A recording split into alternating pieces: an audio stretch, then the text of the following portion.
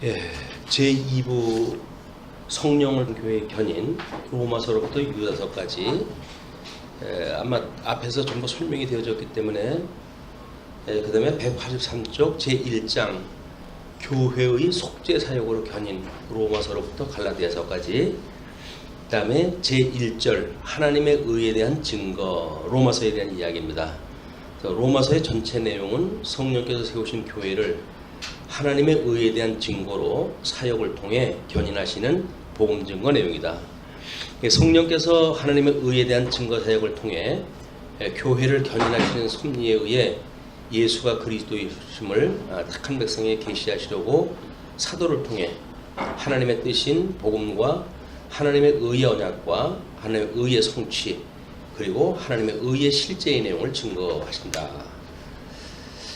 그 도표에 대한 이해는 보시면서 참고를 그림으로 한번 이렇게 머리에다 두시고 읽어보시면 좋을 것 같아요. 그 다음에 교재 184쪽입니다. 한쪽 가로 없는 1번에 하나님의 뜻인 복음이 로마서 1장 1절로 17절까지 소개가 되어지고, 그 중에 한쪽 가로 1번 계시의 복음 1장 1절로 7절까지의 내용이고, 양쪽 가로 1번으로 해서 언약하신 복음 것이 1절에서부터 2절까지 소개가 되어져 있어요. 그래서 먼저 한번 1절 보시죠. 예수 그리스도의 종 바울은 사도로 부르심을 받아 하나님의 복음을 위하여 택정함을 입었으니, 그래서 바울이 지금 하나님의 사도로 부르심을 받았다고 하는 내용과 그 다음에 그 이유가 이 하나님의 복음을 위하여 택정함을 입었다 이렇게 이야기해요. 복음을 위해서. 그리고 이제 그 두 번째, 복음은 성경에서 아들에 대해서 약속하는 것이라고 이렇게 설명을 하는데, 복음의 내용을, 이 복음은 하나님의 선지자들을 통하여 그의 아들에 관하여 성경에 미리 약속하신 것이라. 그러니까 로마서가 일단 출발을 하면서 구약성경 이 선민국가의 창건, 분국, 유수, 회복이라고는 맥락 속에서 대부분 지금 유수로부터 회복기에 이르기까지 이것을 역사적 배경으로 해가지고 우리가 선지서의 배경이라고 이렇게 이야기를 했어요. 초반기 창건과 분국의 내용을 우리가 이 시가서에 대한 역사적 배경이라고 한다면, 후반기 역사는 선지서의 역사적 배경이었다 이렇게 구분하다 하고 있으니까. 근데 이 선지서의 내용이 지금 복음의 내용이라는 거예요. 이것이 이 선지서의 내용은 물론 모세오경에서 그 선지자, 그 선지자를 내가 세우겠다 이렇게 약속을 하시는데, 그 선지자가 이제 여호수아도 되어지고 여기에 각종 기름 부음 받은 자들이 여기 해당되어지는데, 이제 또 오실 메시아를 예표하는 여러 가지 선지자들, 지금 대선지서의 기록자라든가 소선지서에 대한 사역자들, 이것도 다 포함되어진 내용 아닙니까? 그러니까 그 선지서의 내용이 복음서에 이미 언약이 되었단 말이에요. 그러니까 지금 그 양대 언약은 요한계시록에까지 가서 이제 완성이 되어지는데, 이 하나님의 의라고 하는 관점으로 봤을 때 이 하나님의 의도 이미 선지서에 약속이 되어졌고, 그 선지서는 이미 모세오경에 언약되어진 대로 이루어지는 것이고, 그래서 우리 이 창세기로부터 이미 출발했던 로마서의 출발점을 사도 바울이 밝히고 있는 겁니다. 자, 그러면서 이제 3절로 4절은 성취하신 복음의 내용을 이렇게 소개를 해요. 3절에서는 약속된 아들의 육신은 다윗의 혈통에서 나셨음을 이야기를 합니다. 그러니까 예수 그리스도가 이제 이 땅에 오셨을 때 중보자로 오셨다고 그랬어요. 예수 그리스도 중보자로 오셨기 때문에 참 하나님이어야 되고, 그 다음에 참 인간이어야 되죠. 이 두 가지 요소를 다 가지고 계신 분이 중보자 예수 그리스도의 신분이란 말이에요. 예수님은 이 두 가지를 다 가지고 계신 분이어야 중보자의 역할을 감당하시고 계신데, 3절에서는 그의 아들에 관하여 말하면, 지금 하나님이 선지자를 통해 가지고 이야기한 거니까 그 하나님의 아들에 관하여 말하면 육신으로는 다윗의 혈통에서 나셨고 그렇게 이야기해요. 육신으로는 역사적으로 해서 다윗의 혈통으로 오셨다는 거예요. 이제 하나님 나라 창건되어진 데를 출발로 해가지고 다윗의 아들로 왔다. 물론 이 다윗은 유다의 지파로부터 시작되어지는 거죠. 왕의 홀이 끊이지 않겠다라고 하는 유다에게 주었던 그 언약으로 인해서 다윗 왕이 사울 왕을 제치고 왕이 되잖아요. 그러니까 이미 다윗 혈통은 다윗으로부터 나왔다라고 하는 그 이야기는 언약이 열조의 언약으로부터 계속되어진 내용을 우리가 알 수가 있어요.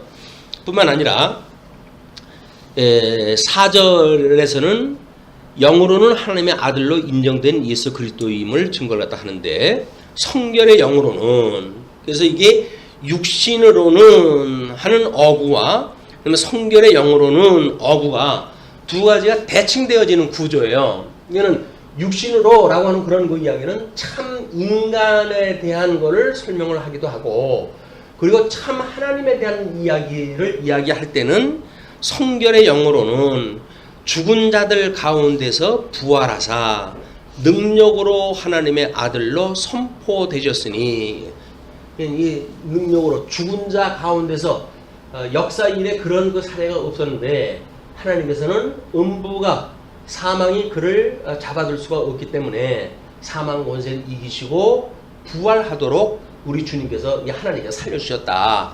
그러니까 사도행전에서도 복음을 증거했던 사도들이 전부 그거 아니에요. 너희들이 구약성경에서 이야기했던 그 메시아를 너희들이 죽였어. 그런 그 이야기예요. 그러니까 혈통적으로는 다윗의 자손으로 왔고 성결의 영으로는 사망 권세로부터 부활을 했다 해서 하나님의 아들로 선포되어진 그 그리스도를 너희들이 십자가에 못 박아 죽였다. 이것이 이제 정죄의 내용입니다. 이스라엘 백성들에 대한 정죄의 내용이기 때문에 이 그리스도에 대한 것을 뭘 이해한다는 이야기는 복음에 대한 내용에 대한 뭘 이해이기도 해요. 그러니까 유대인들이 그걸 몰랐기 때문에 이제 예수님을 십자가에 급기야 못 박아 죽이게 되어지고 2000년 동안이나 나라를 그 유리방황한 이런 아주 참 기가 막힌 그 역사가 진행이 되어진 겁니다. 그런데 그 언약의 외인이었던 우리들에게 어느 날 하나님께서 예수가 그리스도인 걸 깨닫게 하셨어요. 그래서 우리의 모든 죄를 대속함을 받았다고 하는 놀라운 은혜의 감격을 갖게 하시고 그리고 주님을 우리 하나님을 아버지라고 부를 수 있는 이런 자격을 주셔서 우리를 하나님의 자녀로 삼아주셨다. 일단 이거 한 가지로 우리는 모든 문제가 해결이 되어지는 거예요. 우리 삶에 있어서 모든 문제가 해결되어지는 겁니다. 이 복음이라고 하는 내용이 예수 그리스도의 혈통적으로 또는 성결의 영으로 뭐 사역상으로 신분상으로 해가지고 그걸 비하의 신분과 승기의 신분으로 나누기도 하고 뭐 여러 가지 방법으로 나누지만 그것이 예수가 그리스도라는 이야기란 말이에요. 우리 죄를 위해서 십자가에 못 박아 죽으셨고 또 우리를 위하여 그가 사망 것을 이기시고 부활하심으로 우리가 그와 함께 죽고 그와 함께 살아났다라고 하는 것이 세례니까 우리의 이 복음은 오늘 그 2000년 전에 기록되어졌던 로마서에 초두에 이미 우리들의 그 구원받았던 성도들의 감격에 대한 아주 요점을 갖다가 정리하다 해놓은 거예요. 그 십자가의 도라고 이야기를 합니다. 예수 그리스도의 십자가의 도 그것이 우리를 이렇게 이 험한 세상에서도 또 그 세속과 구별해가지고 살아갈 힘을 주시고 그리고 그 힘을 얻고 우리 살아가고 그것이 우리의 가치이기 때문에 오고오는 세대에게 어떤 불이익이 있다고 할지라도 그 복음을 증거하고 증인으로 살아가는 삶을 다할 수 있도록 우리 하나님 인도하신다. 근데 우리 성도들은 그 복음 내용 십자가의 도 하나만 붙들게 되면 그것이 이제 사도행전에서 이야기하는 그의 도라고 설명되어진 이야기예요. 그의 도. 네, 사도들은 이 그의 도를 전파하기 위해서 전부 순교를 당했던 내용들이에요. 뭐 때로는 이제 그 네로의 그런 뭐 65년경에 있었던 대로마 화재 사건을 중심으로 해가지고 기독교의 탄압이 본격적으로 이루어지고 사도들은 대부분 이제 그때 당시에 순교를 당하고 말아요. 그리고 이제 그나마 예루살렘에 있던 성전도 주 70년 완전히 무너지고 급기야 95년 이제 우리 이 도미티안 황제가 등장을 함으로 해가지고 우리 사도 요한을 담무섬에 유배 보내지는 이런 사건으로 해가지고 요한계시록을 기록하게 한 걸로 해서 신약 성경이 마감이 되어진단 말이에요. 우리는 그 95년경까지 있었던 모든 성경의 역사적 배경을 중심으로 했던 기록되어진 성경 내용, 이걸 가지고 예수를 그리스도를 믿는 성도들인 거예요. 그 이후의 역사가 어떻게 되었냐고 우리는 뭐 그렇게 중요하지 않습니다. 성경이 이미 구조적으로 진리성이 확보가 되어졌고, 이 진리성으로 인해 가지고 신존재가 증명되어진 거 아니에요? 하나님이 살아계시다 라고 하는 것이 증명되어졌기 때문에 이 살아계신 하나님에 대한 지식이 우리들로 하여금 가치관, 세계관을 구성케 해서 이 세상을 마치 어떤 마땅히 살아갈 그런 그 도를 깨달은 사람들로서 세상을 보게 하고 살아가게 하셨다. 이 은혜에 우리가 지금 참여가 되어지고 있는 거예요. 이거를 다시 거슬러 올라가 가지고 사도 바울이 서신서를 기록할 때 로마서로 시작했던 서신서의 초도를 다시 공부를 해가지고 다시 한번 첫사랑을 기억을 하고 상기하는 이런 시간이 되어져서 정말 예수 그리스도 이분만 생각을 하게 되면 세상에 어떤 것도 바꿀 만한 것이 없다라는 최고의 가치로 다시 생각을 회복하는 이런 시간이 되어졌으면 좋겠습니다. 자, 다음에 이제 5절로 7절을 보시게 되면 복음의 증인에 대한 이야기를 하는데요. 5절로 6절 주로 말미암아 주의 이름을 위해서 순종하게 하셨다라고 하는 내용입니다. 그로 말미암아 우리 주 예수 그리스도로 말미암아 우리가 은혜와 사도의 직분을 받아 그의 이름을 위하여 모든 이방인 중에서 믿어 순종하게 하나니, 이거는 이 은혜와 사도 직분을 받아가지고 우리들의 그 순종하는 것, 믿음의 기본이 되어지는 것, 이게 다 그로 말미암아라는 거, 주교로 말미암아 가지고, 그래서 우리들이 그 이름을 위해 가지고 이방인 중에서 믿어가지고 순종하게 한다. 그러면서 너희도 그들 중에서 예수 그리스도의 것으로 부르심을 받은 자니라. 소유격이에요, 소유격. 우리는 예수 그리스도의 것이래요. 다른 거하고 무슨 이야기, 저런 거 뭐 조건 따질 게 없어요. 다만 주님께서 우리를 당신의 것으로 삼아줬다는 거예요. 그냥 우리 이마박에 이미 하나님께서 너는 나의 것이야 라고 인을 쳐준 사람들이에요. 근데 무슨 나중에 666을 받으면 어떻게 하냐, 그게 뭐냐, 이런 걸 가지고 우리가 이미 흔들린다는 이야기는 출발전서부터 뭐가 확신이 없는 거예요. 이미 우리는 하나님의 것으로 인친 자들입니다. 성령이 오셔가지고 예수 그리스도의 이 놀라운 복음 사역을 이루게 하시고 성령이 오셔서 인쳐주심으로 하나님의 아들로 우리를 살아가게 하셨다. 자, 그렇기 때문에 7절에 이렇게 로마에 있는 성도에게 은혜와 평강을 기원하게 되어집니다. 로마에서 하나님의 사랑하심을 받고 비록 지금 유대인들과 갈등 관계도 있고 또는 때로는 불이익도 당하는 일도 있고 설사 믿지 않는 자들에 의해서 여러 가지 불이익을 당하는 일도 있을지 모르지만 하나님의 사랑하심을 받고 성도로 부르심을 받은 모든 자에게 하나님 우리 아버지와 주 예수 그리스도로부터 은혜와 평강이 있기를 원하노라. 우리는 예수를 믿어가지고 하나님을 아버지라고 섬기는 사람들은 물론 삶에 대한 여러 가지 사항들이 있죠. 그러나 거기서 믿음으로 산다, 우리가 이 믿음으로 산다고 하는 그런 사람들은 예수 그리스도와 하나님으로 쫓아서 은혜와 평강을 품고 사는 사람들이에요. 이는 하나님의 은혜를 깨닫고 있는 한 우리는 불만이 없습니다. 왜? 아니, 은혜를 입은 사람이 무슨 불만을 해요? 은혜가 아니면 몰라도, 내 국류였다고 한다면 몰라도 우리가 전부 은혜를 입었다고 한다면 불만이 삼을 게 없어요. 뿐만 아니라 이 은혜를 입어가지고 하나님 앞에 감사하며 사는 이 생활을 한다면 우리 심령은 평강을 누리고 사는 거야. 그래서 믿음으로 산다라고 하는 거는 평강으로 우리의 이런 믿음의 생활을 하게 되어지는 거지, 무슨 현실이 이러기 때문에 어쩔 수 없는 거라든지 이런 거는 전부 믿음이 부족하기 때문에 나타나는 현상이에요. 그럼 그 현상을 환경을 바꿔주세요 라고 하는 걸로 해결될까요? 아니에요. 믿음이 없어서 그렇기 때문에 믿음을 주옵소서 라고 기도를 갖다 해야 되는 거예요. 거저 주시는 믿음 아닙니까? 이게 선물로 주시는 거 아닙니까? 그러니까 이 믿음을 더 주세요. 이거를 환경을 제대로 해석을 하고 하나님의 섭리를 깨닫고, 그래서 이런 환경일지라도 우리 하나님 앞에 영광을 돌릴 수 있는 믿음을 주세요 라고 하는 믿음을 구해야지, 뭐 쓸데없이 환경이 어쩌고 저쩌고 해서 뭐 돈 로또에 합격이 되면 불만이 없어질까요? 안 그래, 소용없어요.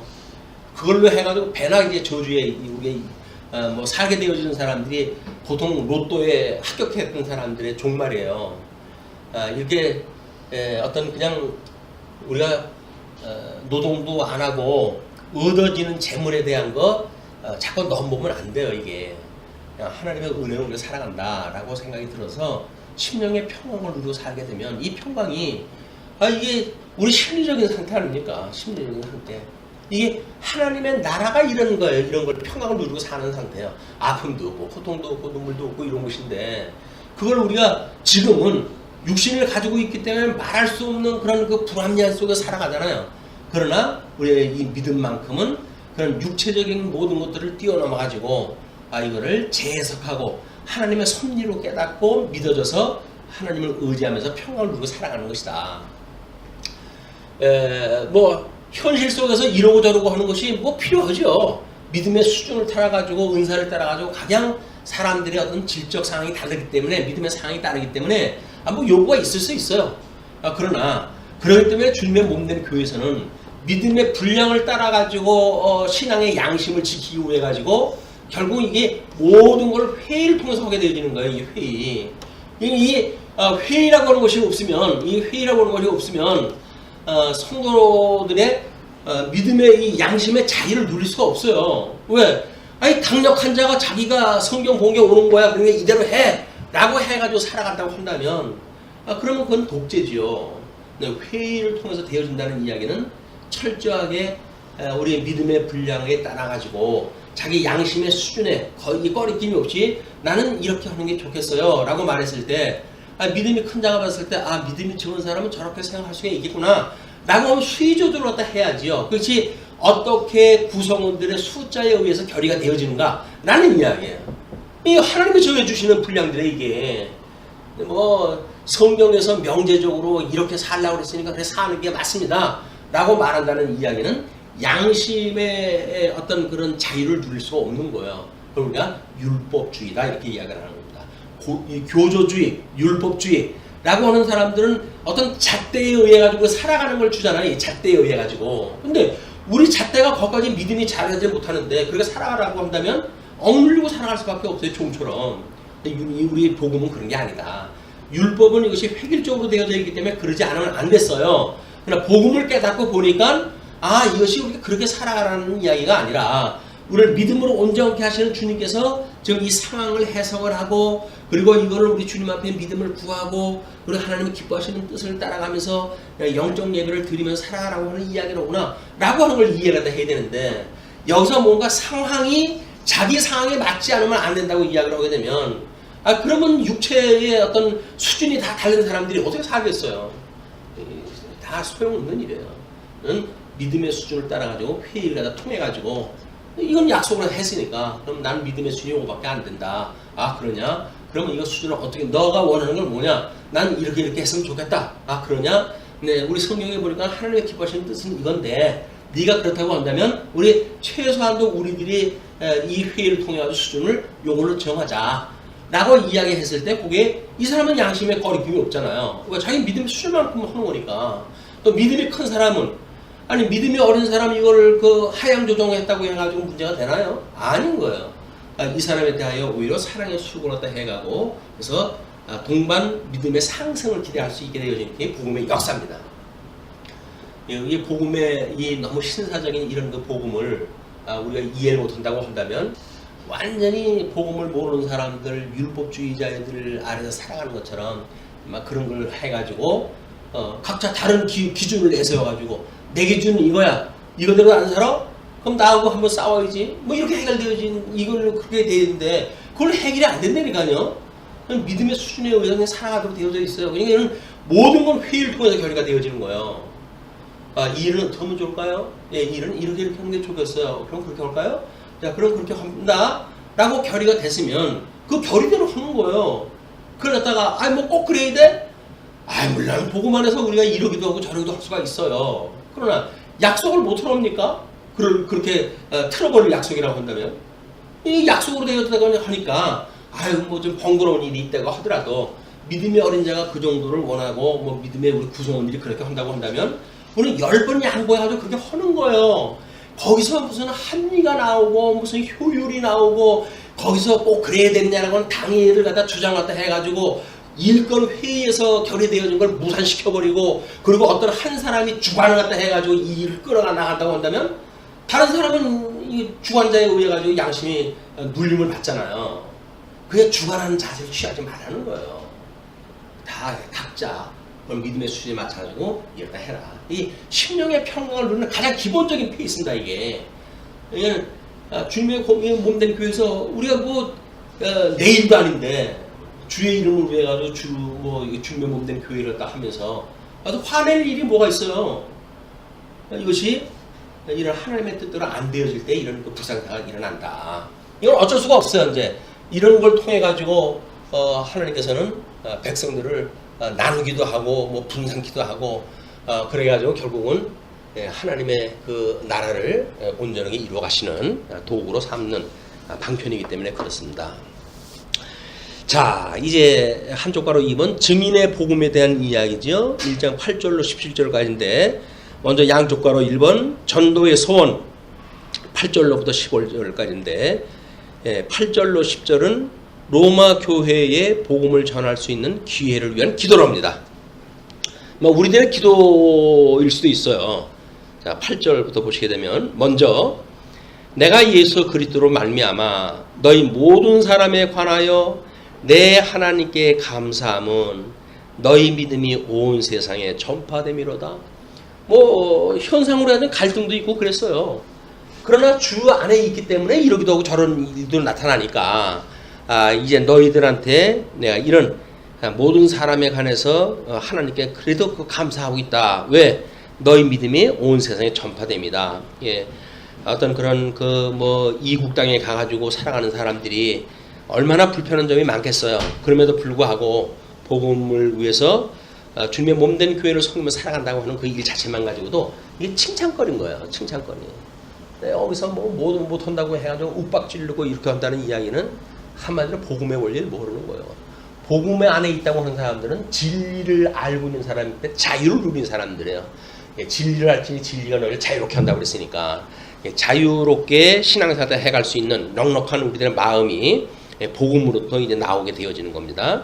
그런데 내가 그의 아들의 복음 안에서 예수 그리스도의 복음 안에서 내 심령으로 섬기는 하나님이 나의 증인이 되시거니와 항상 내 기도에 쉬지 않고 너희를 말하며 기도를 갖다 했을 때 로마 교회에 대한 걸 끊임없이 이야기했다 해요. 더군다나 우리 앞에서 확인했다 했던 것처럼 스페인 선교라고 하는 큰 그 그림을 지금 가지고 있는 거 아닙니까?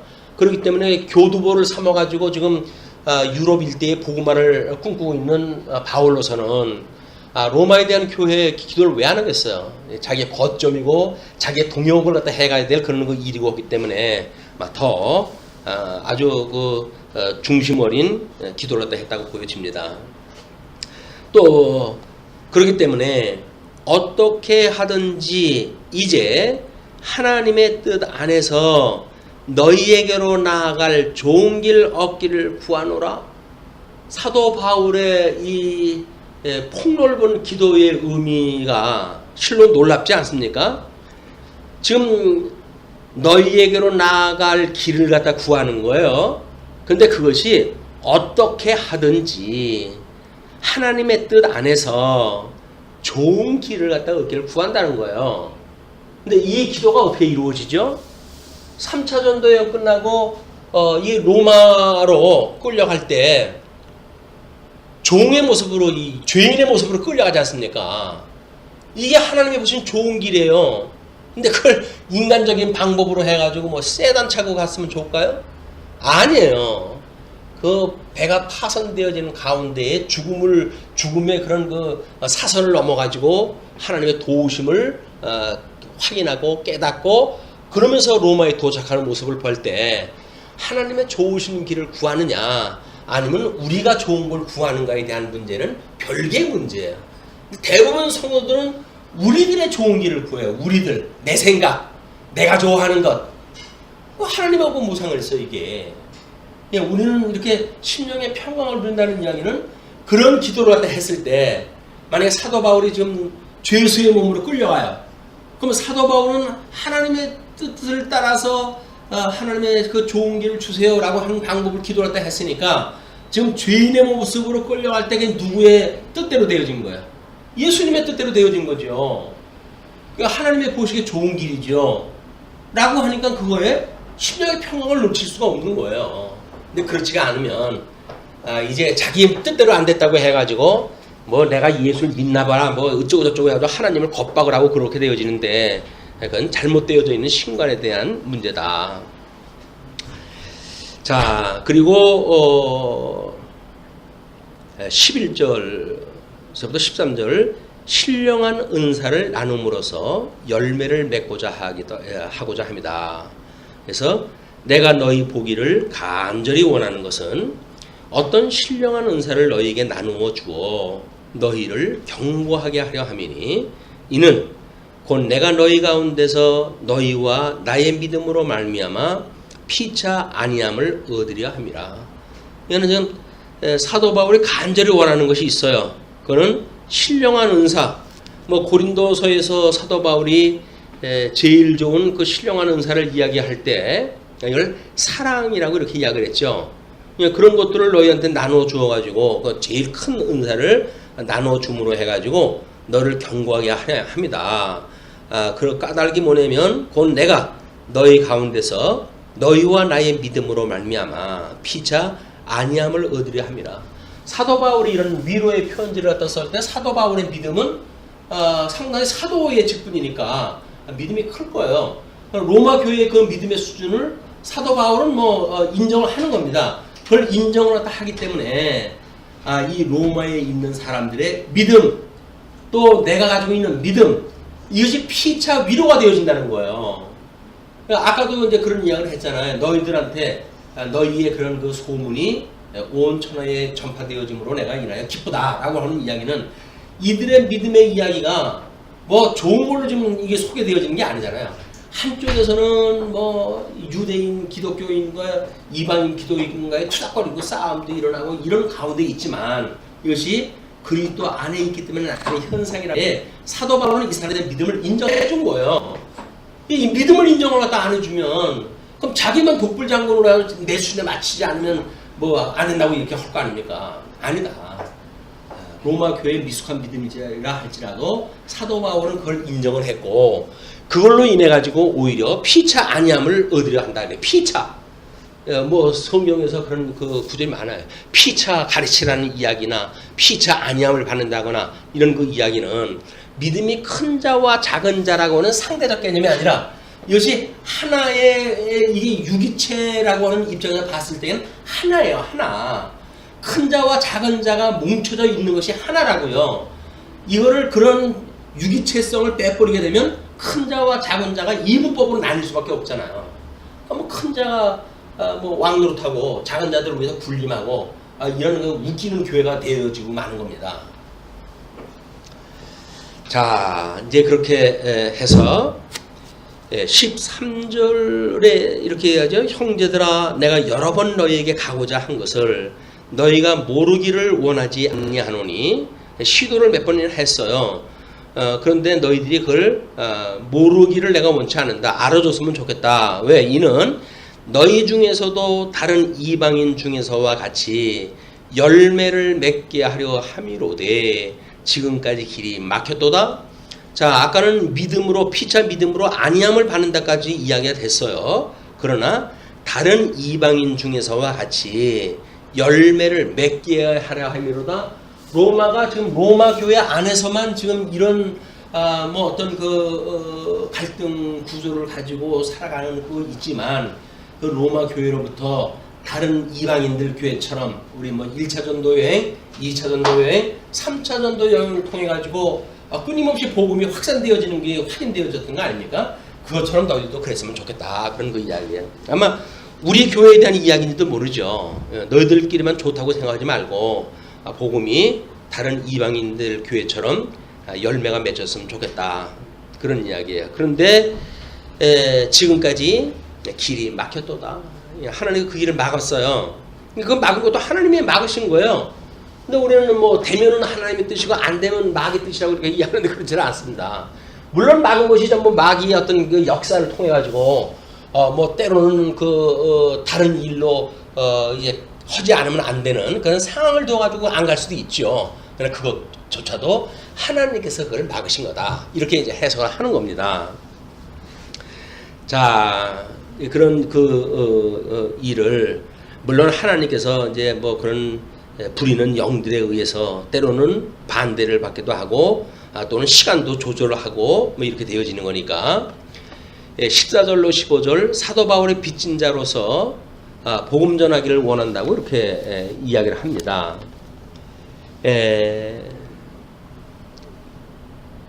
14절 헬라인이나 야만인이나 지혜 있는 자나 어리석은 자에게 다 내가 빚진 자라.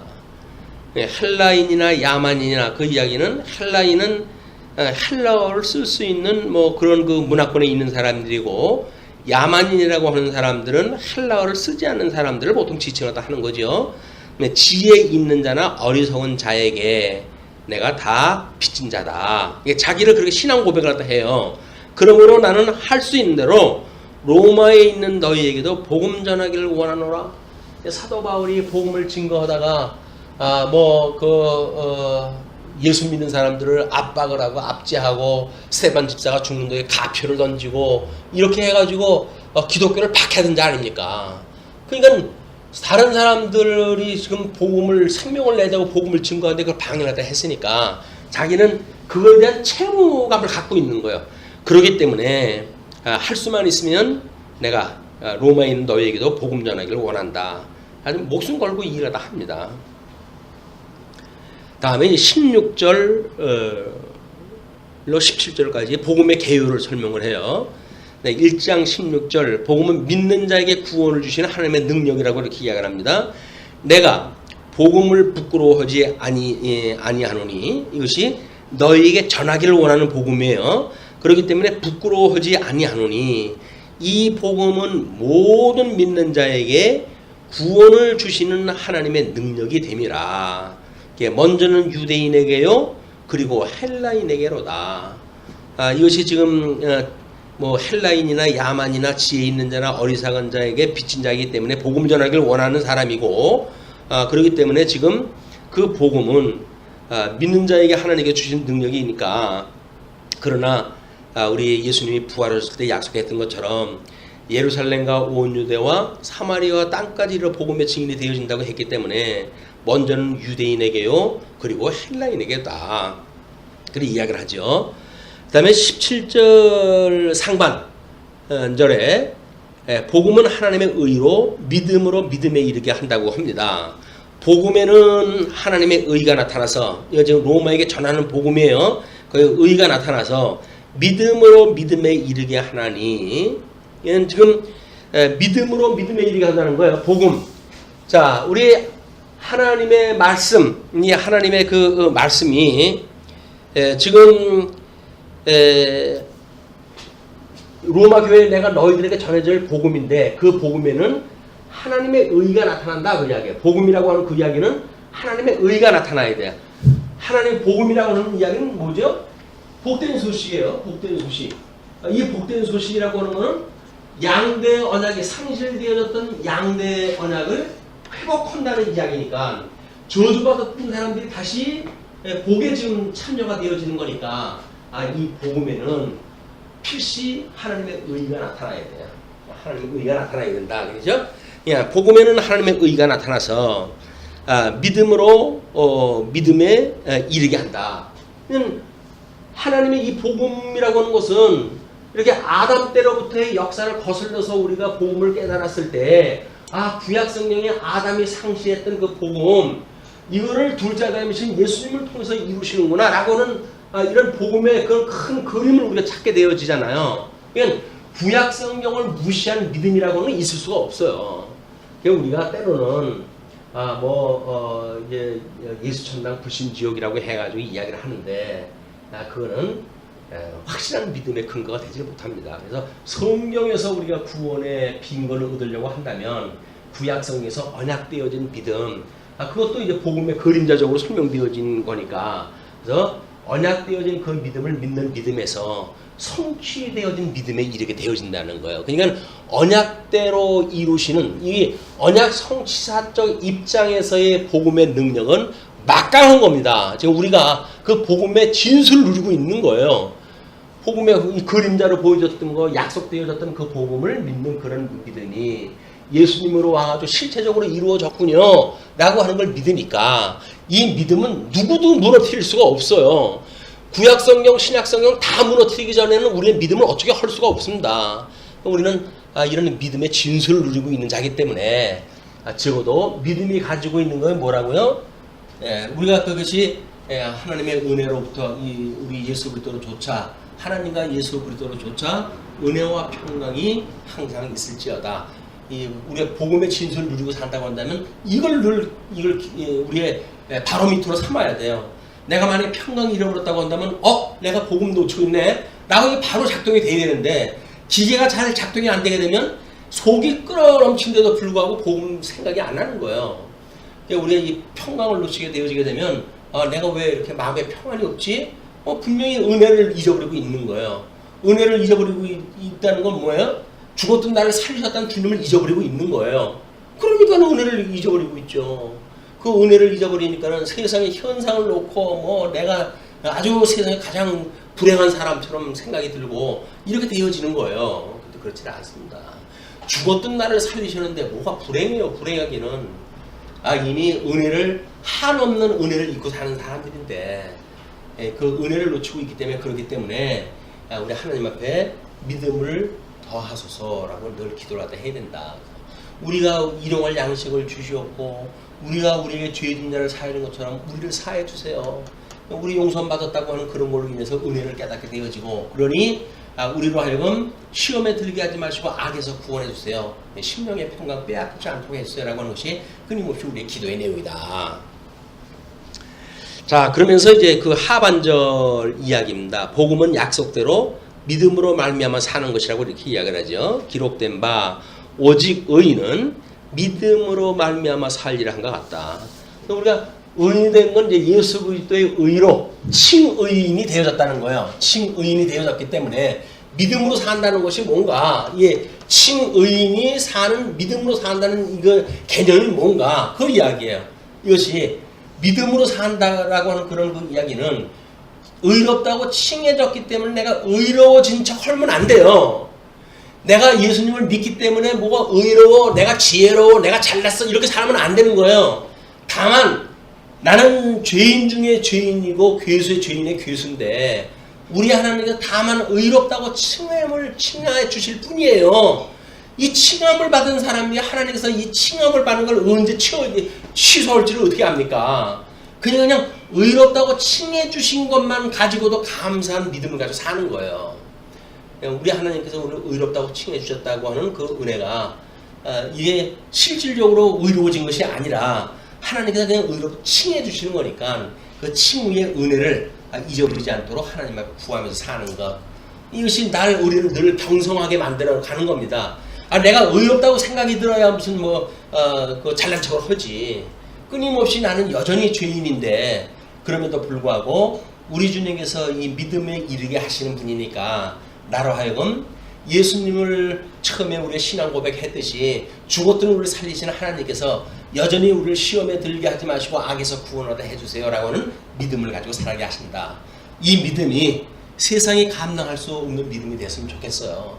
세상이 우리를 속여가지고 마음의 평강을 빼앗고 별의별 짓을 다 할지라도 우리가 그 평강을 지켜내서 정말 이 복음의 능력이 어떠한 건지를 우리 사도 바울이 로마 교인들하고 피차 우리 안위를 갖다 얻기 한 것처럼 믿음의 사람들이 함께 모이게 되면 이 믿음으로 위로하고 권위를 받고 라고 해서 이 복음의 하나가 되어지는 역사가 이 말씀을 듣는 무려 우리 말씀운동 서원교회뿐만 아니라 우리 소개되어지는 모든 청중들 위에도 함께 하시기를 예수님의 이름으로 축복을 합니다.